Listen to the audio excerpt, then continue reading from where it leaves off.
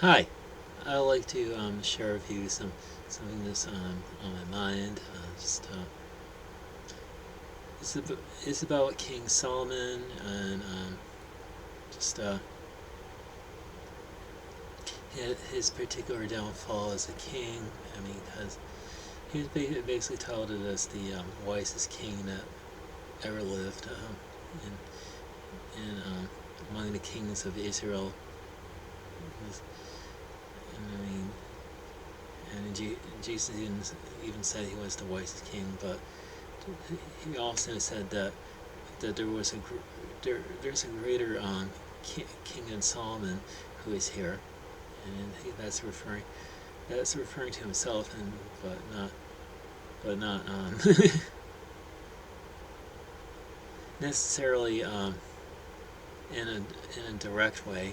Just that there, that there's a greater than Solomon in this place. Anyway, the particular downfall of King Solomon is what I want to bring up.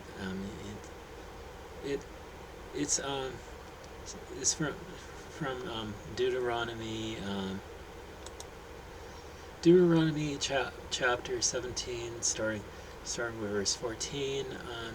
When you are come into the land which the Lord your God gives you, and shall possess it, and shall dwell therein, and shall say, I will set a king over me, like as all the nations that are about me, you shall in any wise set him king over you, whom the Lord your God shall choose. One from among your brethren shall you set king over you. Need not set a stranger over you, which is not your brother. But he shall not multiply horses to himself, nor cause the people to return to Egypt, to the end that he should multiply horses. For as much as the Lord has said unto you, you shall henceforth return no more that way. Neither shall he multiply wives to himself, that his heart turn not away. Neither shall he greatly multiply to himself silver and gold. I mean,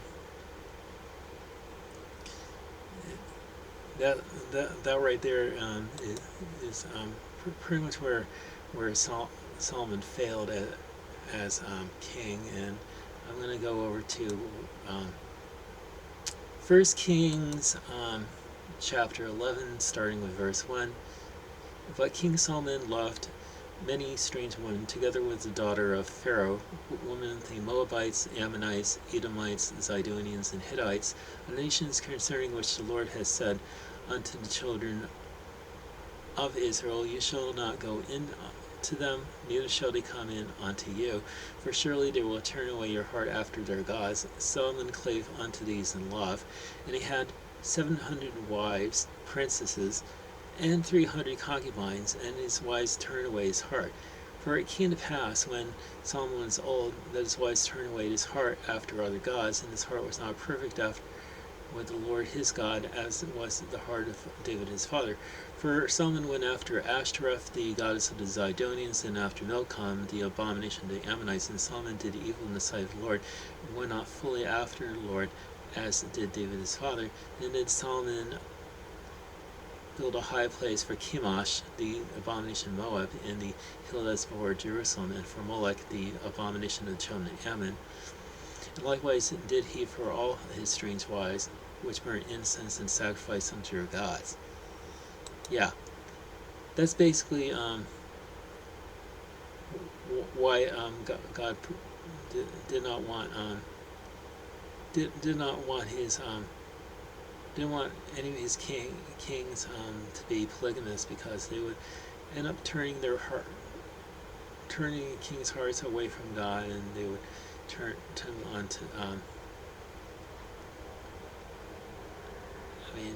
turn them on to strange gods, particularly women of foreign countries. I mean,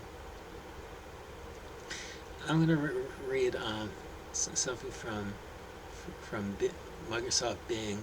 It says, in the Old Testament, several kings of Israel practiced polygamy, which means having multiple wives. Let's explore the reasons behind this phenomenon. First of all, is for procreation of descendants. Kings often married multiple wives to increase their number of children. In ancient societies, having many offspring was considered a sign of prosperity and strength. By having numerous wives, kings hoped to secure a large lineage that would continue their legacy and rule. And second, political alliances. Marrying women from all other groups of nations helped form political agreements. These alliances were crucial for maintaining peace, trade, and military support. Kings strategically married daughters of other rulers to strengthen diplomatic ties and ensure stability. And three, cultural norms. Polygamy was common in the ancient Near East, including Israel. It was not unique to kings, but prevalent among various social classes. Cultural norms influenced the behavior of kings, even if those practices did not align with God's ideal design. And of course, there's God's perspective on the whole thing. While the Bible records instances of polygamy among Old Testament saints, it does not endorse or prescribe it as part of God's original plan, which was basically, as Jesus says, that a man shall leave his father and mother and shall cleave unto his wife, and the two shall become one flesh. So, I mean, Deuteronomy 17:17 specifically forbids Israel future kings from multiplying wives. The song Solomon celebrates monogamous marriage as a beautiful union. In summary, the kings of Israel had multiple wives for various reasons, including procreation, political alliances, and cultural norms. However, Scripture consistently upholds monogamy as the normative model for marriage. Yeah. Basically,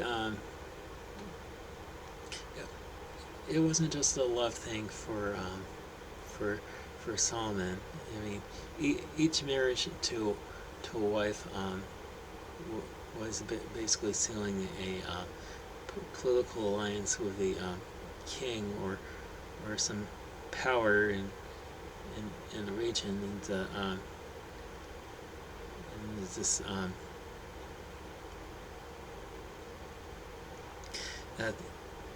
that these kings, I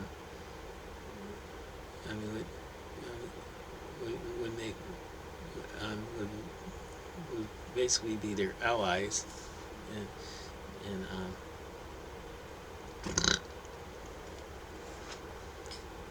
when it comes to like treaties and wars and stuff like that. I mean, and of course, I already told you reason behind that on the site. That these multiple wives, especially from foreign countries, end up turning Solomon's heart away from God, and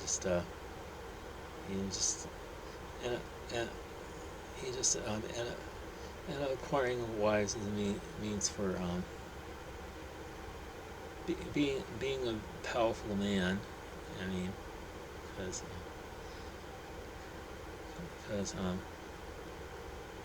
each marriage means he's got power over kings, and he got power over women and stuff. And that's why New Testament discourages people who become like pastors and deacons from having more than one wife. That they're only married once, and they just have only one wife that they're supporting, not multiple wives, and just yeah. And what's good for the pastor and the deacon is also good for the layman of the church, because if anyone desires to be a pastor or a deacon, they should meet the qualifications God has set through Paul the Apostle when it comes to pastors and deacons. Anyway, that's pretty much all I have to share with you in this video, so have a good day, and may God bless you.